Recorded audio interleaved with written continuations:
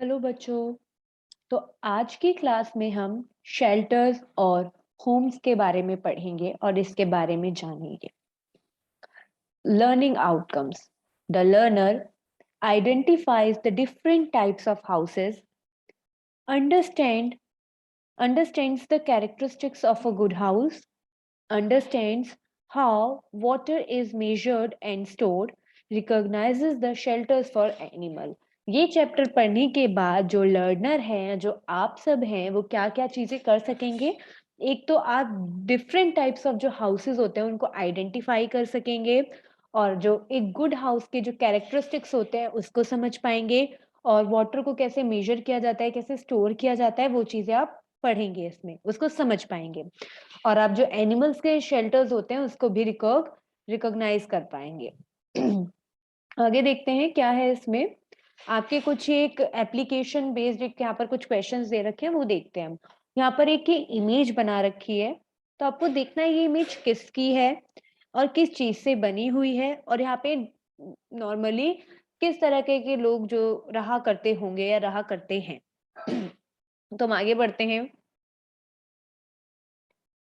Everyone needs a place to live safely in, be it an animal or a human being।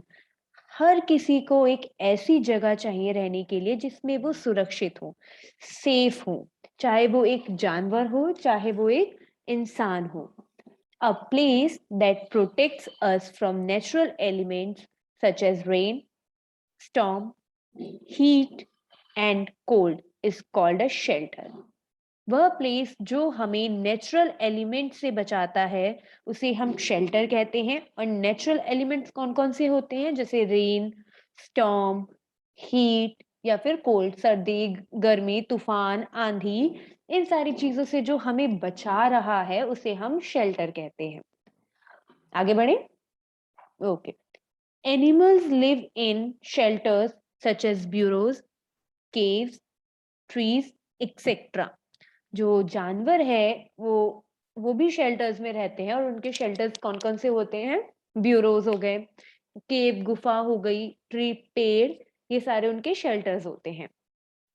Human beings live in shelters such as huts and houses. जो human being है वो shelters में रहते हैं, और shelters के नाम क्या क्या है, हर्ट्स हो गए जैसे झोपड़ी, या फिर हाउसेस घर।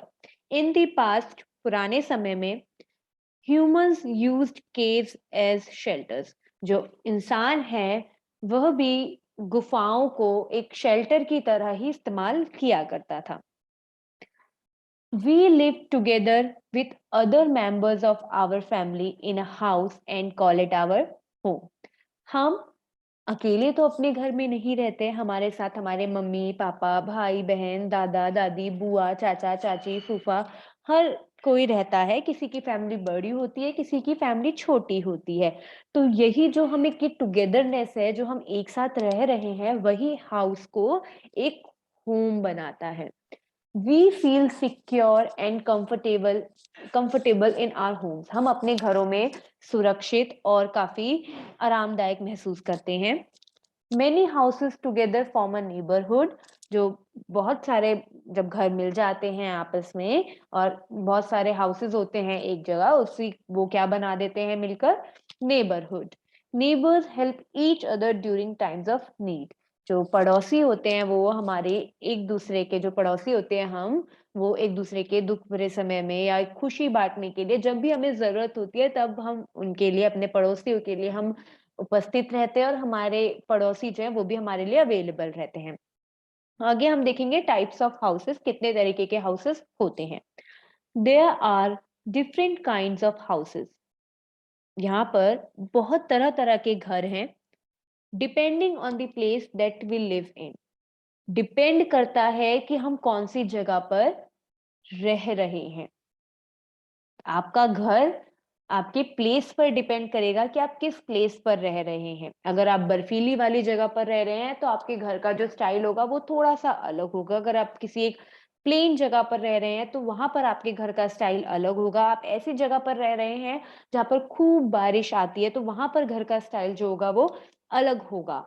दे are divided mainly into two types. जो घर हैं, हाउसेज हैं, वो मेनली दो टाइप्स में हैं, दो टाइप्स के होते हैं, कच्चा हाउस, हट, और एक पक्का हाउस। ठीक है, तो हम कच्चा हाउस देखते हैं। Kachcha houses are generally found in villages. जो कच्चा हाउसेज हैं वो ज्यादातर गांव में पाए जाते हैं। दे आर मेड ऑफ, ये किससे बने होते हैं? वुड, लकड़ी, straw and mud. A kachcha house is also called a hut. कच्चे हाउस को हम हट भी कहते हैं। The roof of a kacha house in generally made of straw is called a thatched roof। जो कच्चा हाउस होता है जिसे हम हट कहते हैं, जो उसकी रूफ होती है, जो उसकी छत होती है, वो जनरली स्ट्रॉ से बनी होती है, जिसे हम थेस्ड रूफ भी कहते हैं।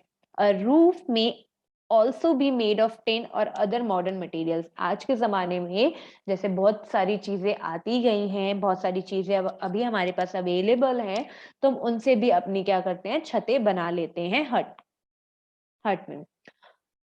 अब आपको ये पता करना है कि कच्चा हाउस जो होता है वो गांव में ही क्यों पाए जाते हैं। अब आपको ये पता करना है और ये आपको ढूंढना है, कहीं से भी आप ढूंढे, आप नेट पर सर्च करें या अपने आप मम्मी पापा दादा दादी किसी से भी पूछिए, ये आपका काम है। Pakka houses are found in towns and cities. जो पक्का हाउसेज, जो पक्के घर होते हैं, वो टाउन, शहरों में पाए जाते हैं। They are made of bricks, cement, iron and wood. वे किससे बने होते हैं? ब्रिक यानी कि ईंट से बने होते हैं, सीमेंट, आयरन लोहे से, लकड़ी से, इन सब चीजों से मिलकर वो पक्के हाउसेस बने होते हैं। नाउ अ डेज, आज के दिनों में pakka houses are being built in villages. आजकल, जो आज के जमाने में जो पक्का हाउस है वो अब घर गांव में भी बनने लग गया। ऐसा नहीं है कि गांव में आपको सिर्फ हट और कच्चा हाउसेज ही देखने को मिलेंगे। अब आप देखते होंगे, जब आप अपने गांव जाते होंगे, अगर जाते होंगे तो आपने देखा होगा कि आपका गांव अब पहले जैसा नहीं रह गया, या जैसा आप सुनते थे अपने बड़े बुजुर्गों से या अपने मम्मी पापा से, वो वैसा नहीं रह गया। वहां पर भी पक्का हाउसेस बनने लग गए हैं। बहुत सारी जो फैसिलिटीज है जो आपको शहर में मिलती है, वो भी आपको अब गांव में मिलने लगी है। They are many types of pakka houses. अब हमने देखा जनरली दो तरह के हमने घर की बात करी, एक कच्चा हाउस और एक पक्का हाउस। अब पक्का हाउस के भी अलग अलग प्रकार के घर होते हैं, पक्का हाउस में भी। अब हम देखते हैं कौन कौन से। Some common pakka houses are bungalows, single storeyed and multi storeyed houses. तो अगर कुछ पक्के हाउसेज के मैं एग्जांपल लूं तो बंगला, सिंगल स्टोरेज जिसमें एक मंजिला इमारत, मल्टी स्टोरेज जिसमें बहुत सारी मंजिलें होती हैं। Due to the lack of space in cities, जैसा कि हम जानते हैं और हमें पता है, हम अपने आसपास भी देखते हैं कि शहरों में जगह की बहुत कमी है। यहाँ पर आबादी जो है बहुत ज्यादा है और उस कारण जो स्पेस है वो काफी कम हो गया है, हर किसी के लिए उतना अवेलेबल नहीं है। तो multi storeyed houses called apartments are constructed. तो जो मल्टी स्टोरेड हाउसेज है, मतलब जहाँ पर बहुत सारे घर बनाए जाते हैं, जैसे आप फ्लैट्स भी सुनते होंगे कि एक बड़ी इमारत खड़ी कर दी जाती है, उसमें बहुत सारे घर बनाए जाते हैं और अलग अलग लोगों को दे दिए जाते हैं, तो इन्हें हम अपार्टमेंट्स कहते हैं। These houses are built one on top of the other, ये एक दूसरे के ऊपर बनाए जाते हैं। Apart from security, these modern houses also provide some other facilities। ये जो security के अलावा ये जो modern houses हैं वो और भी कई facilities जो हैं वो हमें provide करते हैं, हमें देते हैं। Can you think of some facilities that modern houses provide? क्या आप कुछ ऐसी facilities के बारे में सोच सकते हैं जो ये modern houses हमें provide कराते हैं? अब आप देखते होंगे कि आप इन अपार्टमेंट्स में और इन जगहों पर आप रह रहे हैं, तो आपको वहां पे एक पार्क भी मिल रहा है अपने आसपास, आपको शॉप्स भी मिल रही हैं, आपको स्विमिंग पूल भी मिल रहा है, आपको लाइब्रेरी, आपको क्लब हाउस, ये सारी चीजें आपको वहां पर दी जा रही हैं। देखते हैं डिड यू नो में क्या कहा गया है। In some forested areas, people build houses on trees to protect themselves from wild animals. Such houses are called tree houses. जो जंगली इलाके होते हैं जहाँ पर लोग रह रहे होते हैं, वहां पर वो अपना घर पेड़ों पर बना लिया करते हैं, ताकि वो जो जंगली जानवर है उनसे बच सके। और ऐसे घर को हम क्या कहते हैं? ट्री हाउसेस कहते हैं। वापस आते हैं हम। The type of houses that people live in depends on the following factor. तो हमने बताया जहाँ पर जिन घरों में लोग रह रहे हैं वो जैसे अभी हमने पहले भी पढ़ा कि वो वहां पर जिस जगह पर रह रहे हैं उस पर डिपेंड करते हैं। तो हम आगे देखते हैं और कौन से फैक्टर है जिस पर वो डिपेंड करता है कि घर कैसा होगा। The climate of the place, उस जगह का क्लाइमेट, कि वहां का क्लाइमेट कैसा होता है, वहां का जो टेम्परेचर है वो कैसा होता है, क्या वहां पे ज्यादा ठंड पड़ती है या ज्यादा गर्मी होती है या बारिश बहुत ज्यादा होती है या स्नोफॉल होती है। फिर उसके बाद अगला फैक्टर आता है मटेरियल्स अवेलेबल, क्या क्या मटेरियल्स अवेलेबल है। Money that a person can spend, अब ये सबसे बड़ा फैक्टर आता है कि आप पैसा कितना खर्च कर सकते हैं, उस पर भी डिपेंड करेगा कि आपका घर कैसा होगा। In places where it rains a lot and there is a possibility of flooding, ऐसी जगह जहां पर बारिश बहुत ज्यादा होती है और चांसेस होते हैं कि वहां पर बाढ़ भी आ जाए। हाउसेज आर बिल्ट ऑन स्टिल्ट और टॉल पिलर्स, तो ऐसी जगह पर जो घर है वो स्टिल्ट और टॉल पिलर से बनाए जाते हैं। People use ladders to enter these houses, तो इस हाउस में घुसने के लिए लोग लेडर्स यानी कि सीढ़ियों का इस्तेमाल करते हैं। और हाँ, रात में ये सीढ़ियां हटा देते हैं ताकि कोई जानवर इनके घर में ना आ सके। Such houses are often seen in places like Assam in northeast India, parts of Indonesia and equatorial Africa. तो अगर हम अपने भारत की बात करें तो हमारे भारत में ये असम में ऐसे घर पाए जाते हैं और बाकी इंडोनेशिया वगैरह में बता रहे हैं कि वहां पर पाए जाते हैं। इन स्नो कवर्ड एरियाज, वो एरिया जो पूरा बर्फ से घिर जाता है, विच आर वेरी कोल्ड, जो बहुत ठंडा होता है। Houses are made with blocks of snow and ice, तो उन जगह पर जो घर हैं वो बर्फ और स्नो इन सब की मदद से बनाए जाते हैं। दीज आर कॉल्ड इग्लूज, तो इन्हें क्या कहा जाता है, इग्लूज। और ऐसे घरों में कौन रहते हैं, Eskimos. Such houses are found in Greenland and Antarctica, जो ऐसे घर जो हैं वो ग्रीनलैंड और अंटार्कटिका में पाए जाते हैं। आगे बढ़ते हैं हम। While flat roof are most common in the plain, जो फ्लैट रूफ यानी कि मतलब सीधी जो छत होती है वो प्लेन जो एरियाज होते हैं उनमें ज्यादातर कॉमन है। जैसे अगर हम दिल्ली की बात करें तो यहाँ पर जनरली जो छतें होती हैं वो कैसी होती है, फ्लैट होती हैं। They are not very practical in areas that experience heavy rain और स्नोफॉल, तो अगर अगर हम ऐसी छत ऐसी जगह पर बना दे जहाँ पर बहुत ज्यादा बारिश होती है या फिर जहाँ बहुत ज्यादा स्नोफॉल होता है, तो वहाँ ये किसी भी काम का नहीं होगा, बिकॉज वहां पर बारिश बहुत ज्यादा हो रही है, वहां पर बर्फ बहुत ज्यादा पड़ रही है।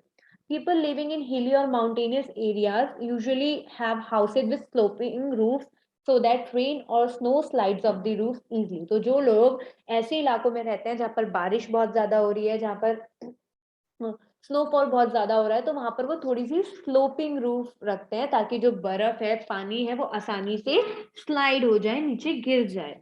सच houses are found in Jammu and Kashmir and Himachal Pradesh, तो अगर हम अपने भारत की बात करते हैं तो ऐसे घर हमें जम्मू एंड कश्मीर में देखने को मिल सकते हैं, हमें हिमाचल प्रदेश में देखने को मिल सकते हैं।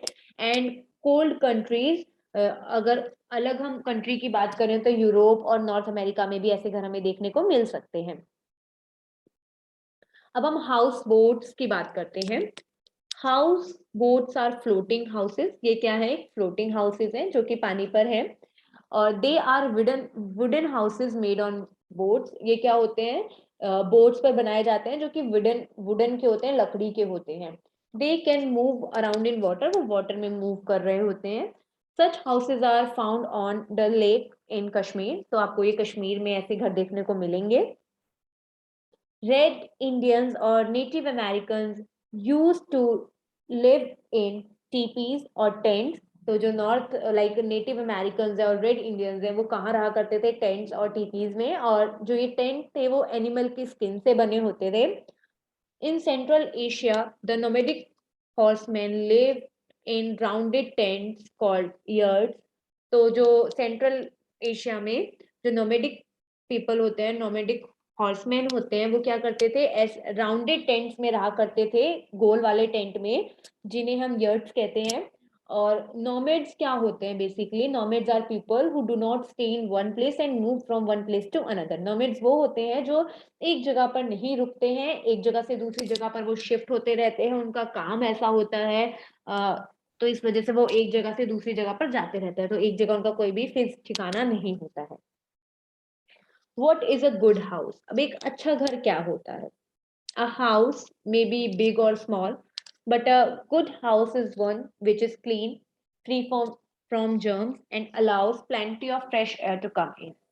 एक अच्छा घर वह नहीं होता जो बहुत ज्यादा बड़ा हो और आप सोचे कि मेरा घर तो छोटा है फिर मेरा घर अच्छा नहीं है। नहीं, अच्छा घर चाहे बड़ा हो या छोटा हो, अच्छा घर वो तभी कहलाएगा जब उसमें साफ सफाई होगी, वो जर्म से फ्री होगा और उसके अंदर उस घर में खूब सारी फ्रेश एयर आती हो। आगे देखते हैं कि गुड हाउसेस के लिए उन्होंने क्या क्वालिटीज बता रखी है।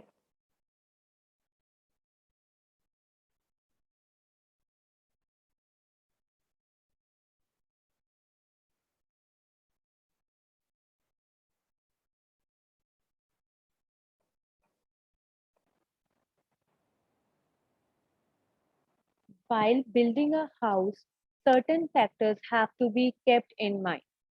घर बनाते हुए हमें कुछ चीजों का ध्यान रखना चाहिए। दे आर, वह है ventilation. A good house should have plenty of doors and windows that allow fresh air to come in and go out. जो एक अच्छा घर होता है उसमें खूब सारे दरवाजे और खिड़कियां होनी चाहिए ताकि जो हमारी फ्रेश एयर है वो हमारे घर में आ सके और जो हवा है हमारे घर से वो बाहर भी जा सके। This is called cross ventilation, इसको क्रॉस वेंटिलेशन कहा जाता है। A good house should also allow plenty of sunlight to come in so that there is no need for artificial light. एक अच्छे घर की पहचान वह होती है जिस घर में बहुत सारी सूरज की जो रोशनी है वो आ रही होती है। इससे एक फायदा यह होता है कि हमें आर्टिफिशियल लाइट की जरूरत नहीं पड़ती है। Fresh air is necessary for healthy living and sunlight is a natural germ killer. Fresh air हमारे हेल्दी रहने के लिए हमें बहुत जरूरी है और जो सनलाइट होती है वो नेचुरल जर्म किलर होती है। It also makes sure that our house does not get too damp. तो ये भी सुनिश्चित करती है कि जो हमारा घर है उसमें काफी नमी ना हो जाए। अगर हमारे घर में सूर्य की रोशनी आएगी नहीं तो हमारे घर में काफी नमी और मतलब एक वेंटिलेशन भी ठीक से नहीं हो पाएगा, तो ये सारी चीजें जो हमारे लाइफस्टाइल पर भी दिक्कतें डालती हैं। डिड यू नो पढ़ते हैं हम, some travelers live in mobile houses called caravans or trailers. Earlier gypsies or banjaras used to live travel in caravans pulled by horses or oxen. Nowadays modern trailers can be attached to cars. तो जो gypsies हुआ करते थे और बंजारास हुआ करते थे वो भी कहाँ रहा करते थे, कारवां में रहा करते थे। और आजकल तो ये जो मॉडर्न ट्रेलर्स आ गए हैं जो कार वगैरह में भी अटैच कर दिए जाते हैं। अब आगे हम सेफ्टी की बात करते हैं। A good house must have strong walls and a roof to protect us from heat, cold, rain and strong wind. एक अच्छा घर वह घर होगा जिसकी दीवारें जो होंगी वो मजबूत होगी और जो उसकी छत होगी वो भी मजबूत होगी, जो हमें सर्दी, गर्मी, बारिश और तेज हवा इन सबसे बचाती हो। It should have a boundary wall so that stray animals and stranger cannot enter. तो एक घर में हमारे एक बाउंड्री वॉल भी होनी चाहिए, बाउंड्री दीवार, जो कि जो हमारे स्ट्रे एनिमल्स है मतलब जो गली में जानवर वगैरह रहते हैं और जो स्ट्रेंजर्स होते हैं वो हमारे घर में ना घुस सके। The doors and windows should have good and strong latches to secure them. जो डोर्स है विंडोज है उसमें प्रॉपर लैचेस होने चाहिए सो दैट हम गेट वेट अच्छे से अपना बंद करके रह सके। The windows should have wire meshes to prevent mosquitoes and flies from entering. तो हमें ये भी ध्यान रखना होगा कि हमारे विंडोज से जो मस्कीटोज हैं और जो मक्खियां वगैरह हैं ये सब एंटर ना करें। क्लीनलीनेस, अब हम क्लीनलीनेस की बात करेंगे। You must have heard the saying cleanliness is next to godliness. तो जहाँ स्वच्छता है वही भगवान है। A clean house is a healthy house. जो एक स्वच्छ घर होता है वह एक स्वस्थ घर होता है। A dirty house is a house of illness and disease. जो एक गंदा घर होता है जिसमें साफ सफाई नहीं होती है वह एक ऐसा घर हो जाता है जिसमें खूब सारी बीमारियां, खूब सारी गंदगी है। To keep our house clean we must follow certain rules. अपने घर को साफ रखने के लिए हमें कुछ रूल्स फॉलो करने चाहिए। वो क्या है? SVEEP and mop the house daily, अपने घर में आप अपने घर को सफाई करें, झाड़ू लगाएं, पोछा लगाएं daily. And antibacterial solution like phenyl should be used to mop the floor. तो जब आप अपने घर में पोछा लगा रहे हैं तो एंटीबैक्टीरियल, जिससे कीड़े जो हैं वो मर जाए, आपको ऐसा सॉल्यूशन इस्तेमाल करना चाहिए, जैसे फिनाइल हो गया या फिर लाइजॉल हो गया, ये सारी चीजें। डू नॉट लिटर, सबसे बड़ी चीज है कि आप अपने घर को गंदा ना करें। Garbage should be thrown inside the dustbin, आपको जो गंदगी है, कूड़ा है, वो अपने डस्टबिन में ही डालना है। Garbage bin should be covered, जो आपका जो कूड़े की बाल्टी है उसको आप ढक कर रखें, so that flies do not gather, जिसके मतलब अगर आप ढक के रखेंगे तो जो मक्खियां हैं, मच्छर है, वो एक जगह इकट्ठा नहीं होंगे। Keep your room tidy by putting things back in their proper places and also make sure that they are free of dust. तो जो अपना घर है वो आप साफ सुथरा रखें, और जो भी सामान आप जहां से उठाए वहीं से आप उसको उसकी जगह पर वापस रख दे, ताकि आपका जो घर है वो गंदा ना दिखे। Make sure that toilets and bathrooms are clean and hygienic, आपको ये ध्यान रखना होगा कि आपके घर के जो टॉयलेट है और बाथरूम है वो साफ सुथरे हो और हाइजीनिक हो।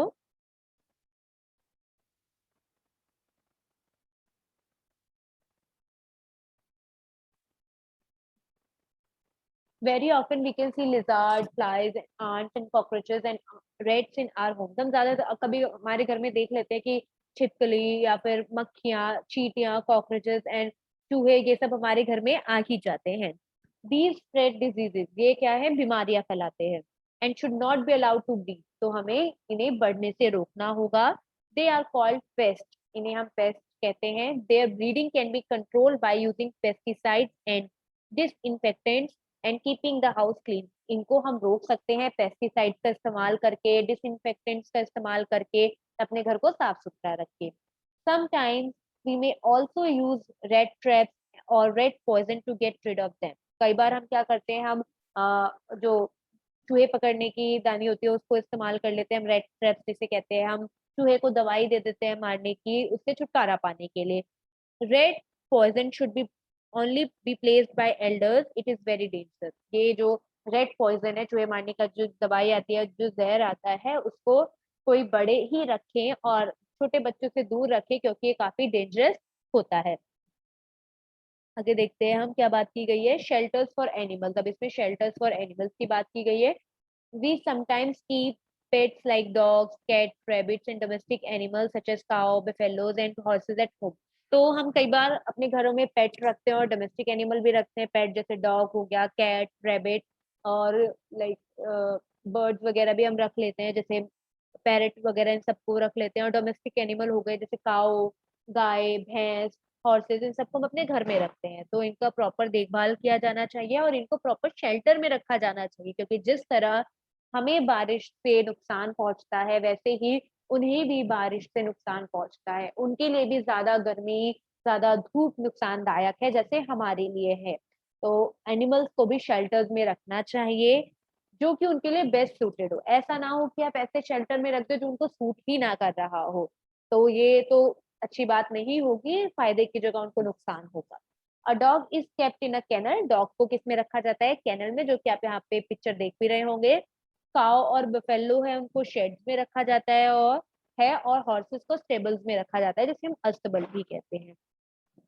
तो आज की वीडियो में बस इतना ही, मिलते हैं अगली वीडियो के साथ। Thank you.